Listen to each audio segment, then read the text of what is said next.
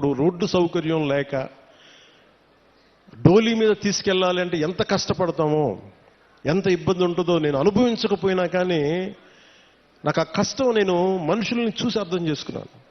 అందుకనే మనం రాగానే ముఖ్యమంత్రి చంద్రబాబు గారు దాదాపు 49 కోట్లు ఇస్తే వెంటనే మేము చేయగలిగింది ఏంటంటే, వెంటనే ఈ మన అనంతగిరి మండలంలో ఒక పర్టికులర్ గ్రామానికి వెళ్ళి అక్కడ సకాలంలో పొలంగూడ గ్రామానికి, మనకి శ్రీకాకుళం జిల్లా కొత్తూరు మండలం గొట్టుపల్లి నుండి పొలంగూడ గ్రామానికి నూతనంగా కొత్తగా బీటీ రోడ్డు నిర్మాణం చేపడితే మొదటిసారి ఆ గిరిజన గ్రామంలో అంబులెన్స్ కూత వినిపించింది.